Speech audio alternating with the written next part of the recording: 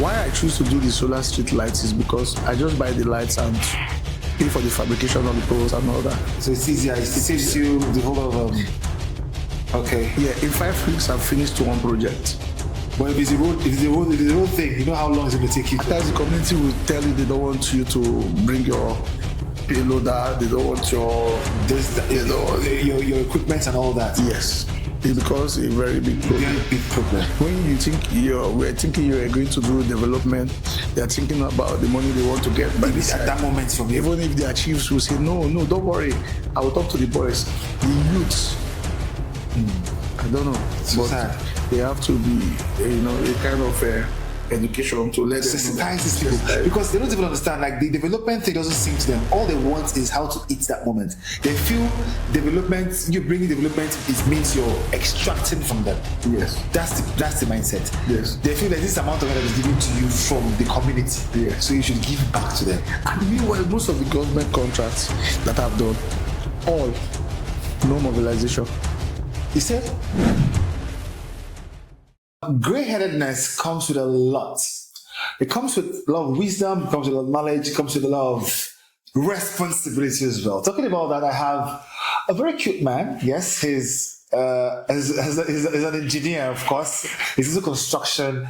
We know him as Mr. Sylvester and too many other AKAs. Well, I won't have to say so much. We brought him here beyond the breaks to tell us a bit about what he's about and what we can learn from him. Good to have you here, sir. Good afternoon. Good afternoon, sir. You look amazing. Very much amazing. You already introduced me. Your great eye, like your hair. You supposed to join this big great gang waiting for Port Harcourt. You know they join them, Abi? No, I even want to dye. I don't like the grey hair. Why? It makes me look older than my age. Man, but it's cute. I'm less than 50. You don't say? But I'll be 50 in November, so I'm still less than 50. So fair enough. The grey hair makes you look older than your age. If you say so, but it looks good on you anyways. It looks good on you. Thank you. How is business? We thank God for business. Before now, it was dynamic. Before things got sour. Yeah. Well, now let's talk about the dynamic part of it. Let's not go too sour all the time, because before it gets sour, there were times it was quite good. We thrived. We had all the Rasputas working for us. True? Yeah. Now, tell us a bit about your company and what you do. Okay, I'm an entrepreneur. Okay. After university days, sometime in 1999, when I graduated from the university, right, I did my youth service. We are the first set of people that did youth service in River State, Noah Bam. It was a temporary orientation camp. We were the first set. Wow. 2001, as a mechanical engineer, that's what I studied in the University of Benin. Okay. My friends went into applying for jobs at the Baltic Shell. Engineers who want to work in oil companies. Still there. I said, I want to work for myself, because I just feel these oil companies, what if they go back to their countries and all that? I just don't know how it happened. But I just believed I have to start up. And you started? I started. I registered the company. It was an enterprise. I went to Bonny. I met some people. They said there's one company, Hyundai.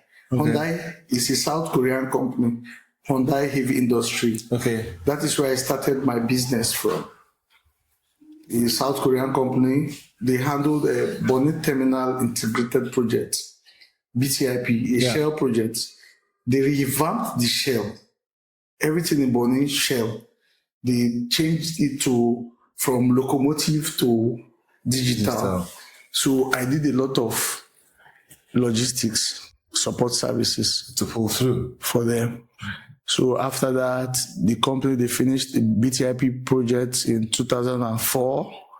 After then, I started being a self-entrepreneur, a self-employed. I now did the haulage business. I bought some trailers. I went into haulage, supply chippings, granite to construction companies. I did that 2005, 6, 7. I said I cannot be doing supplies to people doing construction companies. Yeah. I have to, as an engineer, I have to set up a consortium, get my team and all that. I talked to one or two people and we formed our company. Then I registered my own company as the parent company while they were Bettered yes. from it. So we did, there's a company in River State, OK Sukariari, is an indigenous contractor for River State government. Then they did the town market, ultra modern market. They did some projects in Ajib, Obiafu location, Ebocha location. That was the first time I worked in Omok. I was giving them some support for their jobs. I did all that with them, and that was for them. 2008, 2009, 2010. I started off. I went to Abuja. The business was slow in Port Harcourt because the politics, at my age, most of my friends they were doing APC, PDP politics. I left Port Harcourt, I went to Abuja. And when I went to Abuja, I went into government contracts. I looked for ways to register for these MDAs and parastatals, ministries. I now found out that I have to make sure that I put all my papers up to date for you to be able to bid for contracts. Sure. That was how I started doing business in Abuja as a contractor. Wow. The first job I did was in 2010. I went to, under Ministry of Water Resources, I went to Yola, Upper Benue River Basin Development Authority. I got a job, a consultancy job. Gombe, Bauchi, and Adamawa states. Yeah. So I did what they call rehabilitation of field water projects. I had to go look for the water projects. Some of the projects, some of the water projects, they just need some maintenance. So I just wrote reports on what should be done. I was paid for that. That was the first one I did. You still consulted as well for them? Yeah. They pay me for consultancy. After that, I went to Niger Delta River Basin Authority. That was in River State, Port Harcourt. I did a borehole, 20,000 gallon capacity borehole in NDU, Niger Delta University, Amasroma. Yes, I did that. I've done several projects when it comes to government. A lot of projects. With the NDDC, because I think your profile talks about that as well. Yeah, for NDDC, recently, the past 3 years, I've done a couple of solar street lights. I did the solar street light in Oginiba. Yeah, if you go to Oginiba, any solar street light you see there, that's by your company. By my company. I did for Oginiba, I did in Ajip Estate. I did in Eneka. I did some jobs in Delta State. So far you've been doing a lot of jobs in different states and as well consulting, like you said, the one you consulted for. So in all you've been doing so far, are there points where you've got difficulties in the process? Because I know in construction, in sites, there are challenges on site. And off sites as well. So can you tell us about those challenges in sites and how you've been able to manage them? Well, I avoid to do road construction recently because I found out that the challenges in road constructions are much. Most times when the jobs are being awarded, they don't want to do variation, and the price of diesel, price of a lot of things go skyrocket by the day. So why I choose to do the solar street lights is because I just buy the lights and pay for the fabrication of the poles and all that. So it's easier. It saves you the whole lot of Yeah, in 5 weeks I've finished one project. But if it's the road thing, you know how long it's going to take you. At times the community will tell you they don't want you to bring your payloader, they don't want your equipment and all that. Yes. it becomes a very big problem. Very big problem. When you think we're thinking you are going to do development, they're thinking about the money they want to get. But At that moment from you. even if their chiefs will say, no, don't worry, I will talk to the boys. The youths, I don't know. So but sad. They have to be, a kind of education to let them know that. Sensitize these people because they don't even understand. Like the development thing doesn't sink to them. All they want is how to eat that moment. They feel development. You bringing development means you're extracting from them. Yes, that's the mindset. Yes, they feel that this amount of money that was given to you from the community. Yeah, so you should give back to them. And meanwhile, most of the government contracts that I've done, all no mobilization. You said no mobilization. I've never gotten any mobilization. But why is that? Why is that common in government contracts and the what's this other people called? Because I heard a couple of people talk about one of that NDC or so that they usually don't. They want you to do stuff first. They want you to engage the contract first of all. Then maybe along the line they now come in, and sometimes they don't even come in the long run. The thing is, what I heard. They said that before now they used to mobilize people. But when they mobilize, that's when you know that you have to send your children abroad. Oh, they've had incidences. Yeah. That's why they now had to change the strategy. So now the business is just for if you have capacity, even if you don't have the money, if you have integrity, you have where you can get the money. Once they know you started up, so you've got the project to a point, they can now come in. They know you will deliver. Yes. Oh, now I get. But the problem is at times when you deliver, how do you get your payment? The processes and the processes, yes. You have to keep going to offices and offices and offices. You just have I learned that sometimes you even have to oil some people's hands for you to be paid. No, I never said you said anything. I am saying from what I also heard. So it could be true. It could not be true. You have to build it into the business. Whatever it is. Okay. We just want the payments to be prompt. I swear. We already know that. We have to do. It's part of the process. The process. So the process, no doubt about no, that. We don't want to talk about that. But if you want to advise anyone that has to handle a project, you would advise don't go to any road projects. Don't handle any of those projects. Don't do any project. You don't have to borrow funds to do. You have to do with your money. Whatever projects you have to do borrowing, don't venture into it. That's what will kill you is when the people you're owing, they knock. Okay. They had to break their comms when you see that first call. Yeah. It's a whole lot, yeah?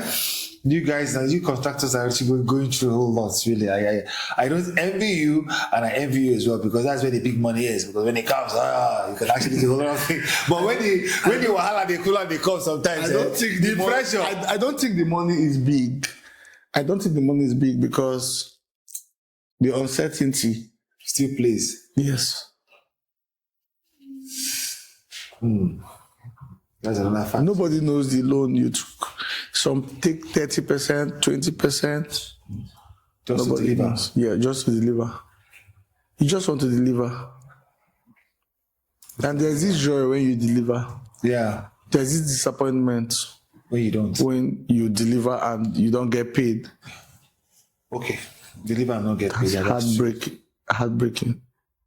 And that's evidence. You'll be talking about a lot of contracts, and your daughter will say, "They said I should not come to school. I've not paid my school fees." How much is school fees? How much? Compared to how much has been invested into a particular project that has not been paid for. That's quite sad, anyways. Really sad. Our system is corrupt. Beyond human comprehension. Is there a way out? Is there a way out? Because same thing you're complaining, I know 1,000 million others out there are also complaining. So what do you think can be the remedy to this whole menace that's affecting the construction system in Nigeria? Oh my God. That question, you need to relax and analyze that because we need to see, be it as it may, we must find solution. We must find solution. Until then, we need to just look for a solution because there must be a solution. I think we just need to make the government, like, we have politicians. We have politicians ruling us. We need businessmen to come into government. Come into government, not politicians. Not politicians. What? Because politicians, they have not failed us, but they don't know that politicians cannot run the economy well. We need businessmen in government. That way, the systems will thrive better. Because if I'm talking to a governor that is a businessman, I say, I've put 200 million in Omenega. I need my money. I took loan from First Bank. I took loan from this. He will understand I'm going to. But an average politician will be like, what this guy say? What this guy say? Let me get into the car. Let's go and enjoy somewhere. I don't know whether it's enjoyment. Well, it can always get better. But like you said, you need more of the businessmen in the system to make it work. Businessmen in the system. Well said, Mr. Sylvester. It's a good one talking to you. I don't know. For me, I feel there is more, but in due course, it will get better. I always believe it can always get better. Yeah. It can always get better. So upcoming contractors, those that are aspiring, those in the school, I want to be a contractor, I want to do engineering and all that. They don't even know what is happening, the real thing, the real field. I would not advise anybody to do contracting in Nigeria with the state of the system. Yeah. Except if things change. Because you hardly get finance from the bank right now. The commercial banks, normally, they are supposed to give loan. But when you say you want to do job for this company, they'll say, oh, those people know they pay. We know give you money. How do you now grow as a businessman? Oh. Because as an entrepreneur, access to loan. as an entrepreneur, you're not supposed to invest your money. Yes. You're supposed to get finance from the commercial bank and pay interest. Then when you grow to a certain level, you now say, okay, I want to start investing my money. When the system is not working, it's not possible. The businessman will suffer. Obviously. Yeah. So your advice for them is don't try it. Don't even try it until the system changes. No. Until then, focus on something else. Focus on, you can go into trading, buying and selling, where you know that if your money, you have your money or you have your commodity. And you have to make sure you get something that you sell fast before dollar go drop. Hey. And you die again. Well, I just feel everywhere. Yeah. But we cannot run from our country. Now the thing, now the consolation price be that we cannot run from our country. But people they rush though. People are running away. But we just believe that we will be here. And we will see things change. We just believe it can get better. It will with good. Everybody should come out with their PVC. And if you know the right candidate to vote, you vote. Mr. Sylvester, I don't want to go into this part, this discussion right now. Let's leave this part because this part will make us will talk for the next 5 hours. Let's leave this because me and you know that PVC thing it's dicey. It's always dicey. But no need of. Let's vote. Okay, just vote first and let anything happen. If you've been doing a particular thing for 10 years and it doesn't work, you want us to keep doing it? You don't know when God will come and change it. Oh, now you're taking us to God again. Ladies and gentlemen, that was a good time with Mr. Sylvester here. We talked about a lot when it comes to contracts, when it comes to pushing up good structures, not just in this part of the world, but of course in different sectors. But he's specific about his field. And his advice, everyone out there, that if you have to do anything when it comes to contract, please avoid road contract. Reasons being, you don't hear them, Abi?